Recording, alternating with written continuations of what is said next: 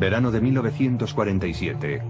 El oficial Philip Corso está de servicio en la base militar de Fort Riley, Kansas, cuando en una misión de patrulla encuentra algo que cuestiona los fundamentos de la historia.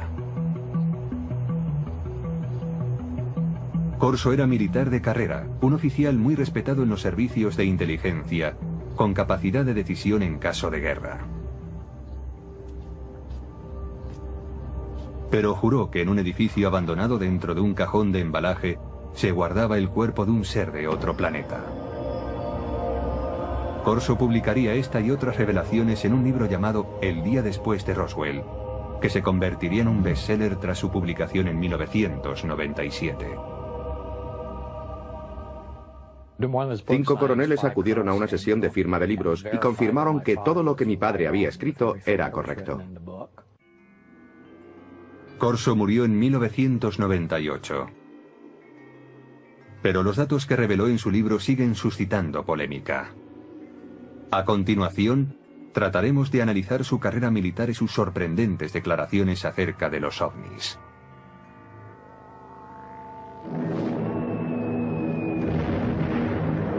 ...1942... el año siguiente al ataque de Pearl Harbor. Philip Corso, un joven de una pequeña ciudad de Pensilvania, es reclutado por el ejército. Durante la Segunda Guerra Mundial se prepara como oficial de los servicios de inteligencia y después, a la edad de 29 años, trabajará en Roma. Su misión: descubrir y eliminar agentes soviéticos. Cuando el ejército de los Estados Unidos ocupó Roma, lo que quería era que el gobierno de la posguerra fuese un gobierno amigo, no un gobierno comunista. Corso desempeñaba una labor de responsabilidad. Se le consideraba un hombre con futuro. En abril de 1947, Corso vuelve a los Estados Unidos para seguir su preparación en el servicio de inteligencia del ejército en Fort Riley. 3 meses más tarde, en julio de 1947, llega la noche en que, según declara, tiene lugar el hallazgo que tanto le impresionó. Corso tiene 32 años y es el oficial de guardia aquella noche. La seguridad de la base está bajo su responsabilidad. Esa noche, Fort Riley bulle de actividad. Han llegado a la base de Kansas 5 camiones con los restos del misterioso accidente de una aeronave en Roswell, Nuevo México.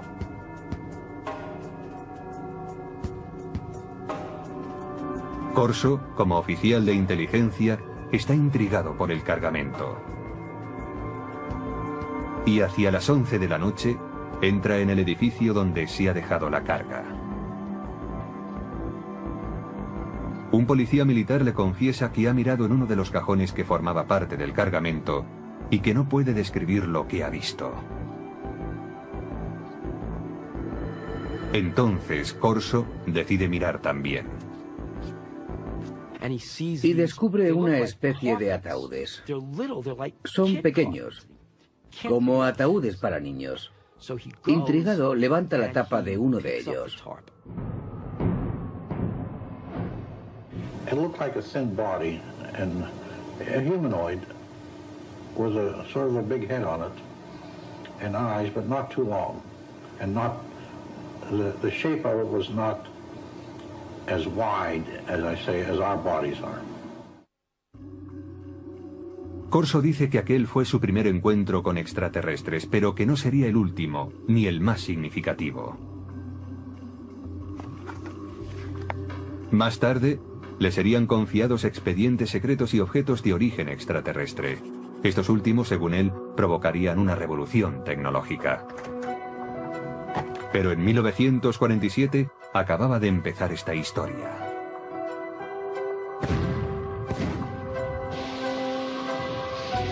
La Guerra de Corea, iniciada en 1950, abre un paréntesis en las reflexiones de Philip Corso sobre seres extraterrestres. Corso entra a formar parte del personal del general Douglas MacArthur como especialista en artillería para las fuerzas de las Naciones Unidas. Tras el armisticio de 1953 se queda en Asia como oficial de inteligencia. Se ocupará de la repatriación de prisioneros estadounidenses y aliados.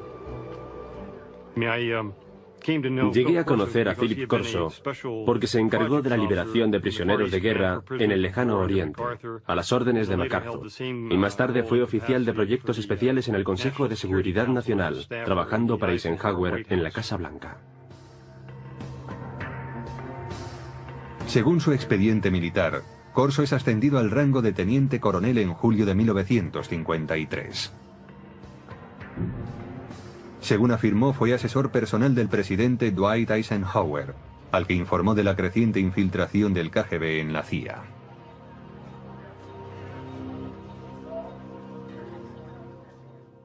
Y Corso se quejaba de esto ante Eisenhower en el Consejo de Seguridad Nacional. Corso declara también que Eisenhower le premió otorgándole la comandancia de un batallón. Los archivos militares confirman que fue nombrado comandante de un batallón de artillería en el campo de misiles de Red Canyon.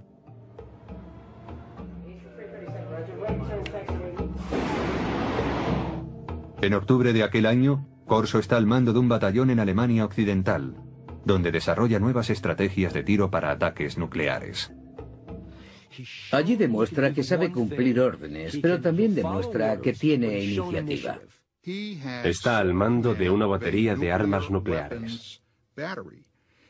Si se hubiese declarado la guerra contra la Unión Soviética en los años 50, cuando Corso estaba en Alemania, él habría tenido autoridad para disparar armas nucleares. Pero cuando vuelve de Alemania, su carrera cambia totalmente de dirección. El brillante oficial de la inteligencia, intrépido cazador de espías enemigos y comandante de artillería con potestad para utilizar armamento nuclear, se convierte ahora en reservista de la Guardia Nacional. En octubre de 1960, Corso está prácticamente retirado. Es asesor a tiempo parcial en una base de la Guardia Nacional en Maryland. Se podría decir que alguien no estaba satisfecho con él. No tuvo la recompensa merecida. Pero algunos creen que Corso está siendo reservado para su cometido más importante y secreto.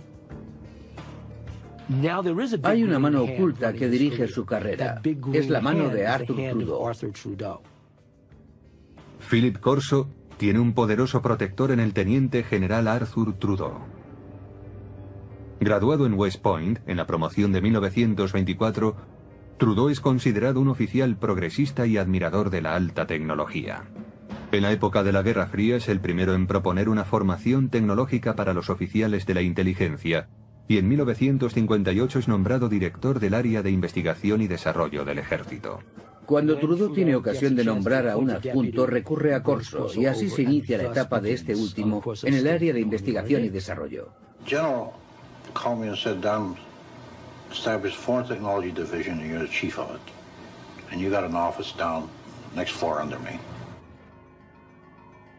Hasta ese momento de su carrera, la trayectoria de Corso en el ejército es fácilmente verificable examinando los archivos militares. Trabajó en el Pentágono. Allí estaba su despacho, así consta. Y lo hizo para el general Trudeau, que le conocía bien, de eso no hay duda. Pero desde que empezó su labor en el Pentágono, el rastro de su carrera es más difícil de seguir y también es más difícil confirmar sus declaraciones. Corso escribió que su trabajo en el Pentágono incluía el análisis de los avances militares extranjeros como el armamento para helicópteros desarrollado por los franceses o el caza de despegue y aterrizaje vertical del ejército británico. Dicha tecnología sería invertida por los estadounidenses. Los militares han desarrollado a lo largo de los años una serie de proyectos dirigidos a copiar dispositivos tecnológicos provenientes del extranjero. Así, una de las tareas de Corso era acceder a esa tecnología extranjera, como la francesa, e invertir su ingeniería. Si se descubría algo bueno, era incluido en los planes tecnológicos propios. Invertir la tecnología enemiga resultó algo habitual en la época de la Guerra Fría. Los soviéticos utilizaron los aviones Sabor capturados de los norteamericanos para invertir su tecnología, y los Estados Unidos utilizaron los MiGs capturados para invertir la ingeniería soviética. La tarea de Corso implicaba estudiar la tecnología extranjera, pero su trabajo cambiaría pronto. Poco después del 20 de julio de 1961, dice Corso, el general Trudeau le llama a su despacho y le adjudica una labor sorprendente: examinar la tecnología de la nave extraterrestre que se estrelló en Roswell, Nuevo México, en 1947.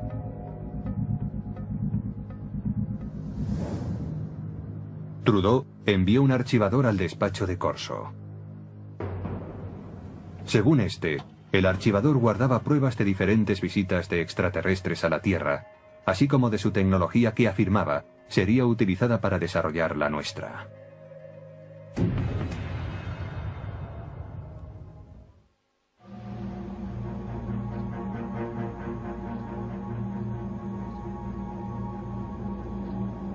Philip Corso declaró que en 1947 él había visto los cuerpos de los extraterrestres cuyo ovni se había estrellado cerca de Roswell, Nuevo México.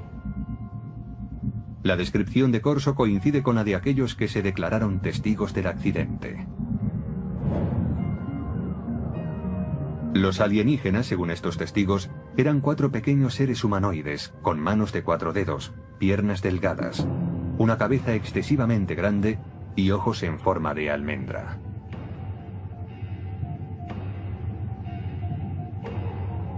Dichas descripciones aparecen supuestamente en los documentos clasificados por los investigadores del gobierno. Hasta el día de hoy, dichos documentos no han sido autentificados.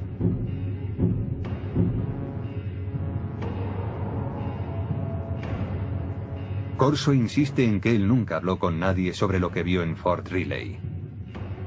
Pero en el verano de 1961, el entonces teniente coronel de 46 años es destinado a un proyecto del Pentágono que le obligará a recordar esa experiencia. Fue nombrado jefe de investigación y desarrollo del ejército, con oficina en el Pentágono. Una vez más, tenía un puesto de gran responsabilidad. Su meta, que la potencia militar de los Estados Unidos aventajara en decenas de años a la de los demás países.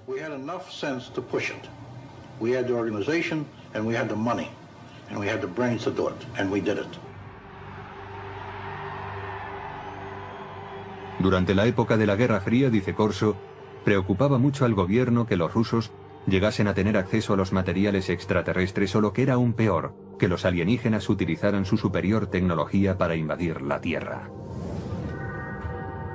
Según Corso, un armario archivador contiene los extraordinarios utensilios hallados en Roswell.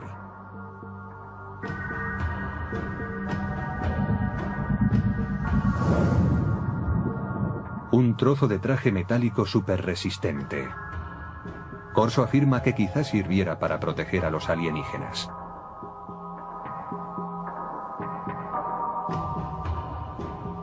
Un tubo que parece lanzar una potente luz roja. El teniente coronel piensa que podría ser un instrumento quirúrgico o un arma. Una corona para la cabeza que, según los informes militares, podría haberse usado para transmitir pensamientos o para guiar la nave espacial. Circuitos impresos en miniatura, posiblemente un microcircuito prefabricado.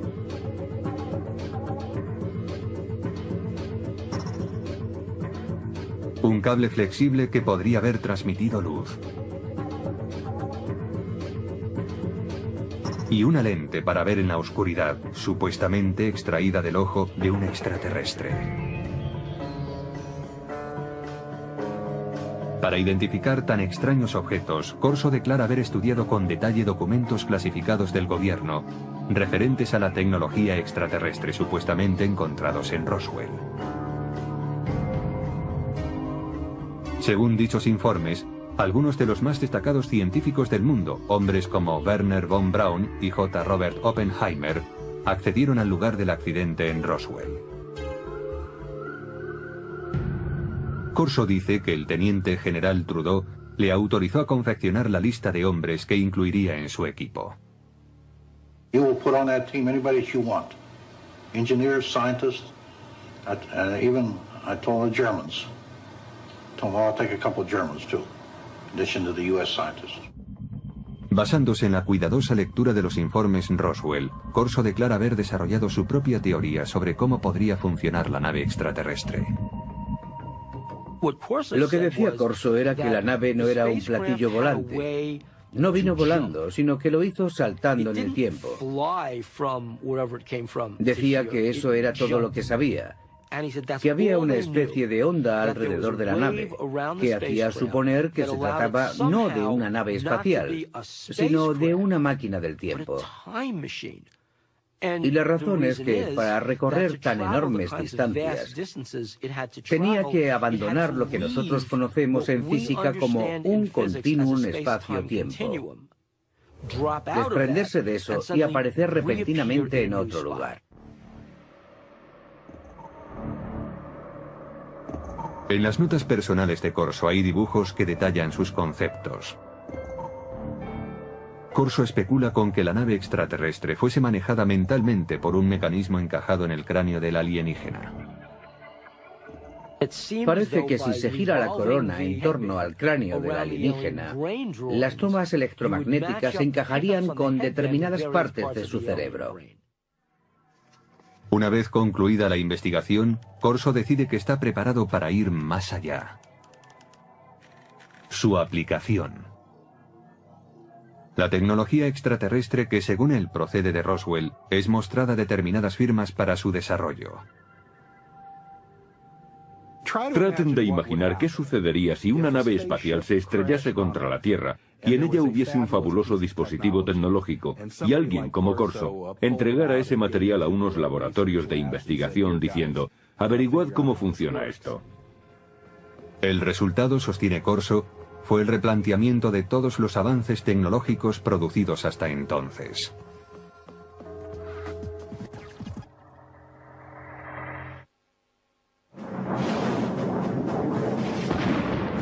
En la década de 1960, la potencia militar estadounidense está plenamente entregada a la Guerra Fría. El teniente coronel Philip Corso quiere usar en su apoyo la tecnología extraterrestre. A finales del verano de 1961, empieza a ponerse en contacto con laboratorios de armamento militar para tratar la cuestión. Los laboratorios del ejército también tenían científicos civiles, y aunque tenía que permitirles el acceso al material clasificado, Phil Corso se sentía muy cómodo trabajando con científicos civiles. Además, todas las autorizaciones formales corrían a cargo de los laboratorios. En Estados Unidos existen numerosos laboratorios de alta tecnología donde científicos civiles trabajan en proyectos militares. Los Álamos, sede del proyecto Manhattan, quizás sea el más famoso. Pero en 1961, Fort Belvoir, en Virginia, desarrollaba en secreto un proyecto para conseguir la visión nocturna. Corso declara que este sería el primer laboratorio al que recurriría. Para que aquellos objetos fueran analizados debidamente, no podía llevarlos a un taller de reparación de radio. Debía llevarlos a algún lugar de suficientes garantías. Según Corso, los testigos de Roswell declararon que la nave extraterrestre usaba una tecnología muy avanzada que permitía la visión nocturna. Si alguien entraba en la nave y miraba hacia afuera, veía el exterior tan nítidamente como si fuese de día, aún en plena noche. También hay, según Corso, una lente extraída del ojo de un extraterrestre que tiene la propiedad de aumentar la intensidad de la luz. Nadie sabe relacionar ambas cosas, dice Corso, pero todo el mundo es consciente de su valor potencial. Corso mantiene que a finales del verano de 1961 muestra a los investigadores de Fort Belvoir la lente extraída del ojo del alienígena y, al parecer, otro tipo de tecnología para aumentar la intensidad de la luz, también hallado en la nave. Este es el tipo de tecnología que, aunque parece ser que ya se había empezado a desarrollar durante la Segunda Guerra Mundial, realmente avanzó en progresión geométrica en años posteriores. Ahora bien, ¿puede esto atribuirse a la tecnología hallada en Roswell? Según Corso, sí. Corso dice que no pudo desarrollarse el mecanismo de control mental. Su teoría era que solo podía funcionar con el cerebro de un extraterrestre. Pero este revés no impide el desarrollo de otro dispositivo. Un circuito impreso de sofisticado diseño. We also had a little charred chip. Small thing, maybe 3/8 of an inch, square, 2 threads coming out, and a little one in the center with thin wires. These came from Roswell. We didn't know exactly the function of the integrated circuits, but we suspected that these were circuits, electrical circuits. Corso afirma que llevó el objeto a los laboratorios Bell, que habían desarrollado el transistor 14 años antes. Dice que los científicos del laboratorio consiguieron analizar y más tarde reproducir el microchip extraterrestre. ¿Qué pasaría si ocurriese algo así? Sucedería que en un corto espacio de tiempo el mundo se transformaría radicalmente. No hay duda de que a partir del desarrollo de los circuitos integrados a principios de los 60, el mundo se ha transformado. Se han hecho realidad dispositivos electrónicos desde el teléfono celular al ordenador portátil. El microchip de Roswell estaba dañado por el accidente, según dice Corso. Pero tiene en su poder otro objeto de los alienígenas, y este aparentemente funciona a la perfección. Él sabía por los informes que cuando aquel aparato se puso en funcionamiento, causó quemaduras sobre las superficies hacia las que fue enfocado. Los informes militares clasificados, según Corso, especulaban con que el dispositivo hallado en Roswell, aparentemente capaz de abrir agujeros en las paredes, era algún tipo de herramienta de corte, quizás usada en cirugía.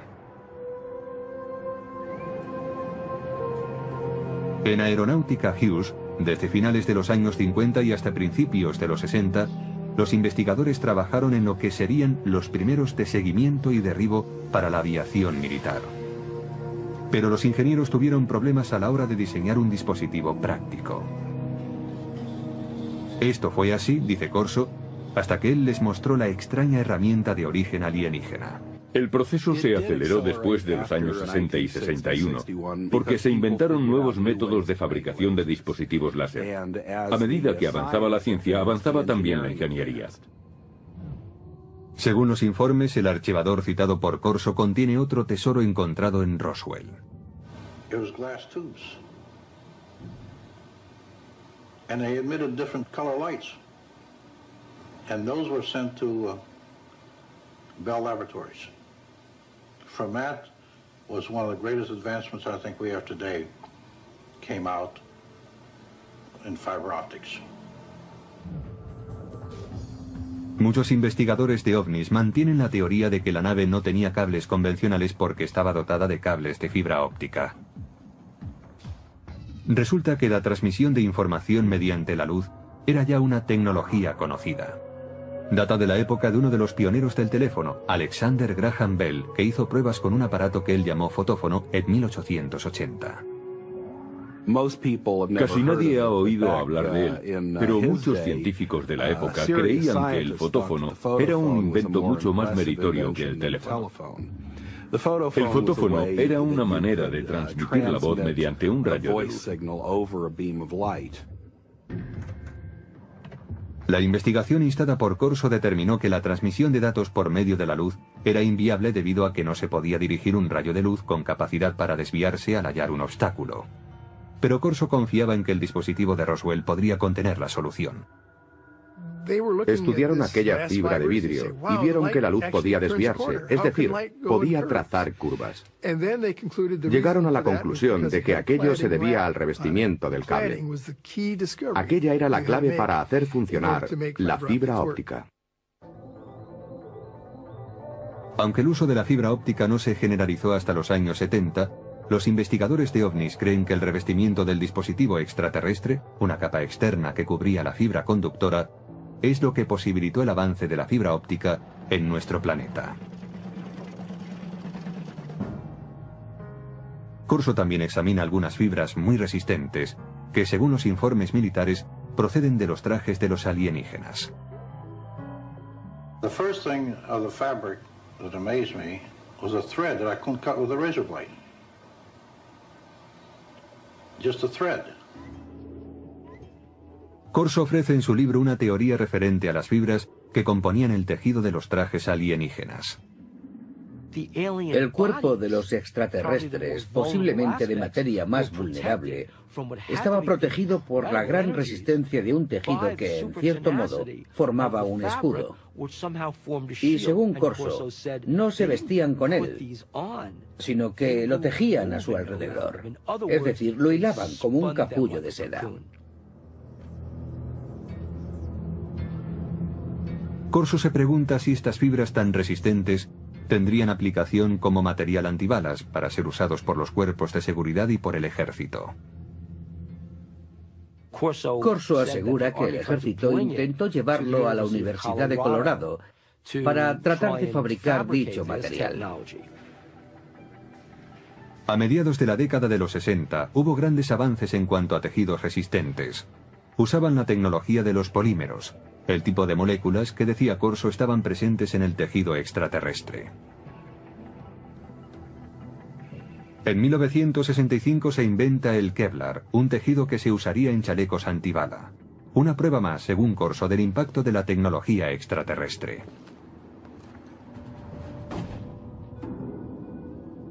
Nadie niega que el periodo en que el teniente coronel trabajó en el Pentágono coincide con un periodo de gran desarrollo tecnológico en los Estados Unidos. Los defensores de Corso dicen que la tecnología alienígena tuvo mucho que ver, pero otros ven las cosas de un modo diferente.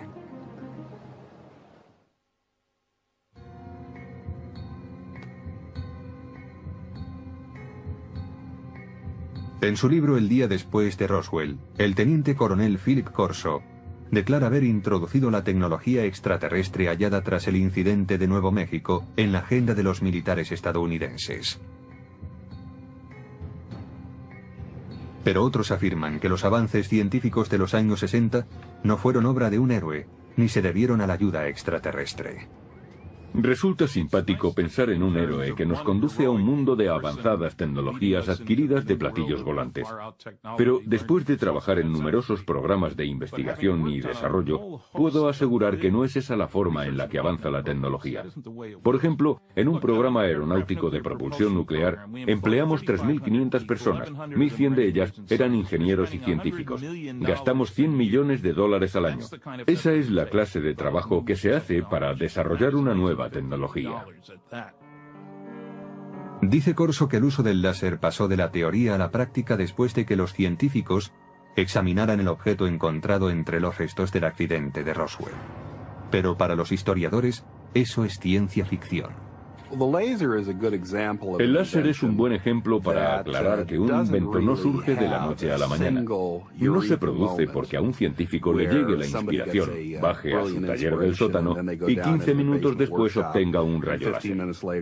En realidad, el estudio del láser empezó en 1951, cuando un físico de la Universidad de Columbia estaba dando un paseo por Washington. Aquel físico era Charles Townes. Me desperté pronto aquella mañana, preocupado por no haber llegado a ninguna conclusión. Después del desayuno salí a dar un paseo por el parque. De pronto pensé, un momento, podemos disponer de toda una colección de moléculas, todas ellas activadas con un exceso de energía. Me puse a hacer números y comprobé que podía hacer que aquello oscilara. Necesitó 2 años y $50.000 de subvenciones gubernamentales antes de presentar un prototipo de láser de microondas, aunque escasamente operativo.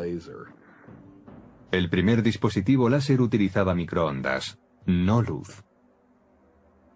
La versión emisora de luz no estuvo operativa hasta 1960, 9 años después de que el profesor Townes iniciara sus investigaciones. En cuanto a la aportación de los alienígenas... No, los extraterrestres no tuvieron nada que ver con la tecnología del láser y en realidad yo tampoco. No creo que los extraterrestres nos hayan dado ninguna información. Mientras que el desarrollo del láser se produjo con lentitud, los circuitos integrados avanzaron rápidamente. Pero el mayor logro de los científicos vino mucho después de que Corso se jubilase. El verdadero avance tuvo lugar en 1971, cuando un hombre llamado Tim Hoff introdujo un microprocesador en una pieza de silicona, una computadora en un chip. Lo que sucede básicamente en un circuito integrado es que controlamos el flujo de electrones, o en ciertos casos, la ausencia de electrones. Ted Hove, conocido como el arquitecto del microprocesador, empezó a trabajar con circuitos integrados en 1968. Hove refuta la declaración de Corso según la cual un chip alienígena hallado tras el accidente de Roswell hizo posible una versión terrestre. En un accidente, se puede suponer que se han producido daños, y estos daños pueden hacer aún más difícil el análisis de un objeto. Incluso cuando se dispone del objeto, se necesita un contexto. Quien haya visto este objeto en aquellos días, sin un contexto en el que enmarcarlo, en otras palabras, sin saber para qué servía, tendría incluso menos posibilidades de entenderlo. Hove dice además que para reproducir un circuito integrado, como Corso dice que se hizo en 1961, habría sido necesario un microscopio electrónico de exploración, el cual no se inventó hasta 1966. Incluso si se observan hoy en día estos objetos, su resolución es tal que los microscopios ópticos ordinarios no podrían apreciarla. Haría falta algo más sofisticado. No creo que en aquel tiempo nadie hubiese podido imaginar qué cosa era aquella. Philip Corso dice también que el cable de fibra óptica extraterrestre inspiró a los científicos.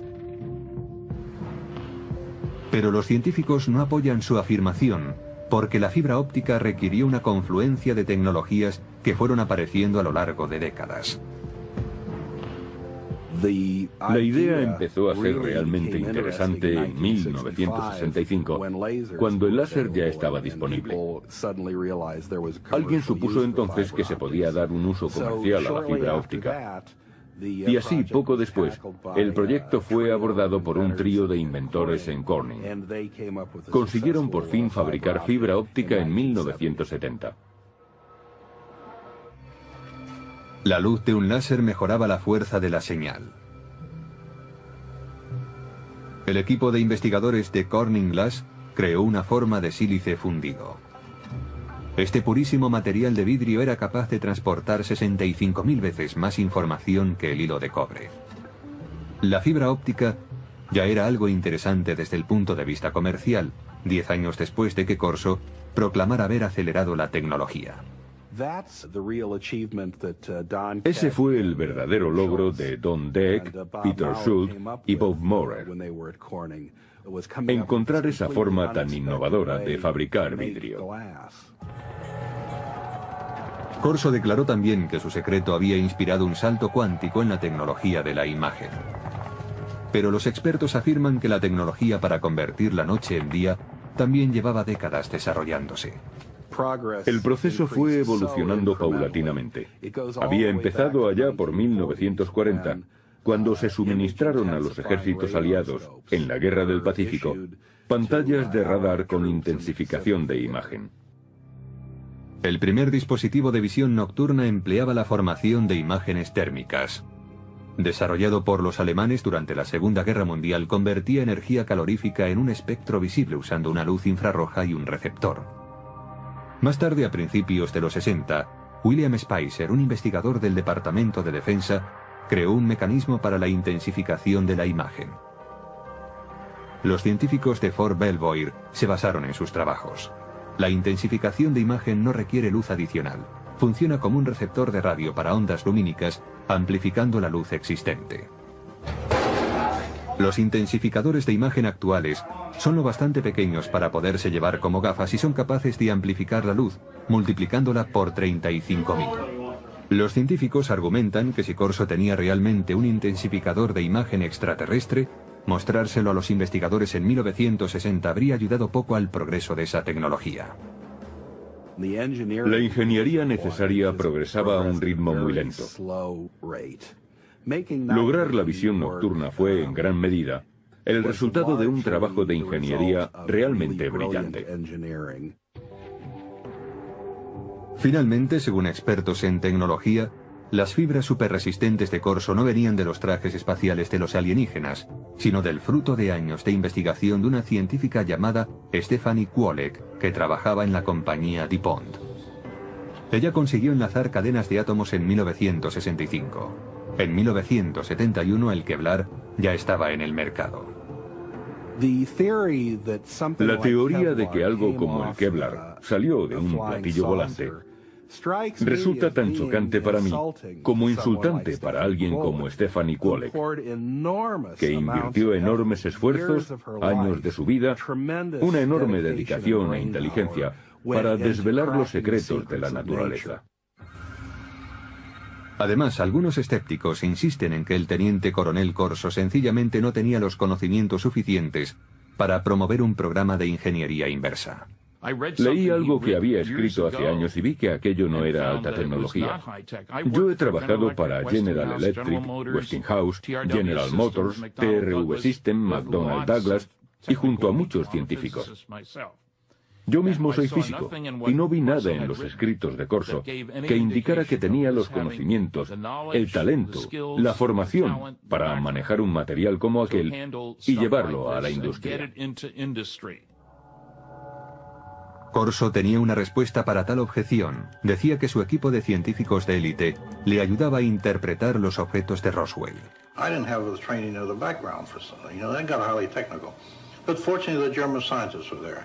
I knew von Braun, and I knew Hermann Oberth. Oberth was a man that said we've been helped. But we had to keep it quiet to protect our budget, protect our organization. Para los escépticos, caben más dudas acerca de Corso. Según ellos, un teniente coronel no debería asumir funciones como las que Corso se atribuía. Creo que un indicio de su consideración dentro del ejército viene dado por el hecho de que nunca llegó a coronel, a pesar de sus muchos años de servicio. Pero otros apoyan las afirmaciones de Corso, en particular aquellos que dicen conocer el funcionamiento interno del ejército. En aquellos días, un teniente coronel tenía mucha más autoridad e importancia que ahora. Pero incluso hoy, hay tenientes coroneles que conocen mucho acerca de planes y operaciones importantes. Todos los científicos y militares con los que Corso dijo haber trabajado afirman que no había implicación extraterrestre en las tecnologías desarrolladas a partir de aquellos años. No existen documentos de ningún tipo que avalen las afirmaciones de Corso sobre ingeniería alienígena aplicada a la terrestre. Pero sus partidarios defienden que si no hay rastro de ningún documento, es por una razón.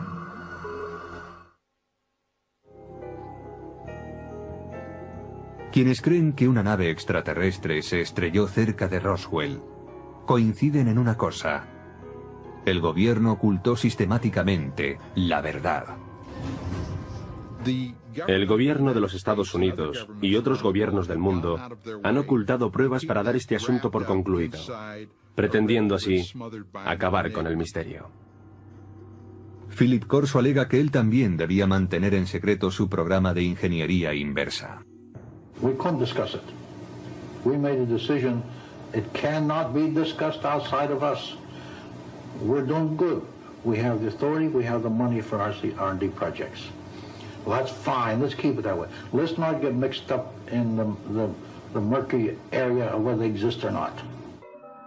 En cuanto a la contribución de Corso a los avances de la ciencia, los escépticos dicen que la tecnología que él declara haber impulsado por aquella época ya estaba a punto de aparecer. Como prueba, aluden a la famosa corona de control mental, una tecnología extraterrestre que Corso reconoció que no pudo ser desarrollada. Hoy está en camino de convertirse en realidad sin su ayuda. Desde los años 70, los científicos han estado experimentando con las ondas cerebrales salidas del electroencefalógrafo para suministrar información y alterar el comportamiento. En la actualidad es posible usar juegos como este que informan a través de un electroencefalógrafo para aprender a controlar los estados del cerebro. Pero la tecnología del control mental ha avanzado más aún.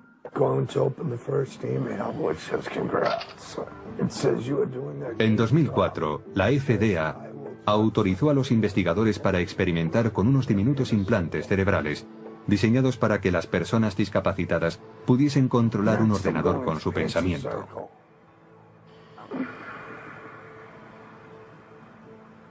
Los investigadores de ovnis dicen que los supuestos ocultamientos del gobierno pueden oscurecer para siempre los hechos de Roswell. Y en consecuencia, oscurecer también la verdad sobre si la tecnología extraterrestre contribuyó al desarrollo de la fibra óptica, los tejidos superresistentes, el láser, los circuitos integrados o la intensificación de imágenes. Hay gente que cree que los extraterrestres intervinieron, por ejemplo, en el 3500 a.C. en Egipto, para ayudar a los egipcios a construir pirámides. Pero los egipcios del año 3500 a.C. eran muy capaces de poner un gran bloque de piedra encima de otro.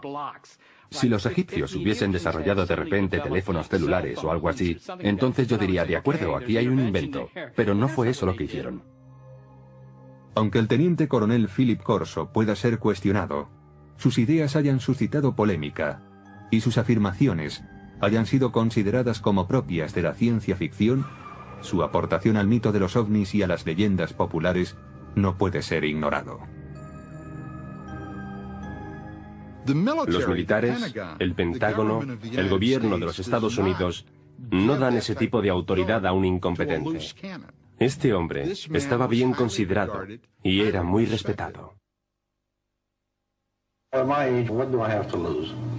I have to let my grandchildren and my children know this, because how long will I be around yet?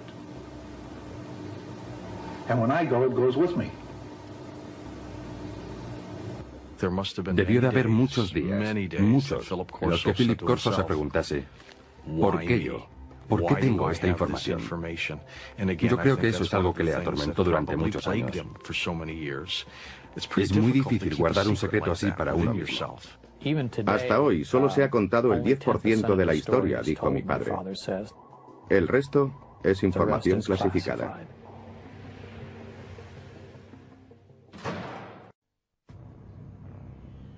Julio de 1947, Roswell, Nuevo México. Muchos creen que los restos encontrados en el desierto cerca de esta pequeña ciudad pertenecen a un ovni. La pregunta es, ¿existen los ovnis? La respuesta es sí. Aún perdura la controversia sobre lo que aconteció allí aquella noche. Un exoficial de inteligencia del ejército de los Estados Unidos ha contribuido a la polémica. Según él, los ovnis no solo existen, sino que el ejército estadounidense ha copiado tecnología avanzada de ellos. Él lo sabe, afirma, porque ha tenido en sus manos muestras de esa tecnología y ha visto los cuerpos de los alienígenas encontrados en Roswell. The humanoid type body came from the Roswell area where there was a crash in 1947. ¿Por qué debemos creerle? ¿Por su rango? ¿Por los años de servicio al país y por su reputación? Pues era considerado uno de los militares más brillantes en su especialidad. ¿Quién es este individuo? ¿Qué dijo en el pasado? ¿Cuáles de sus predicciones se han cumplido?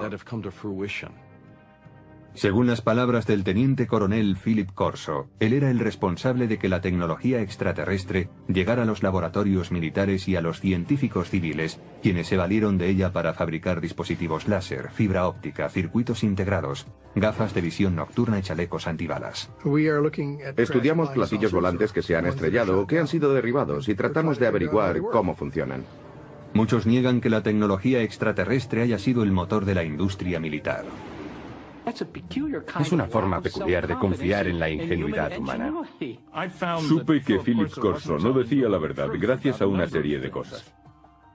¿Será la historia de Philip Corso fruto de su fantasía y su ambición? ¿O la confirmación de que en Roswell se estrelló un ovni en 1947? ¿Se inició realmente gracias a ese hecho un programa militar secreto que incorporaba la tecnología extraterrestre a la industria armamentística?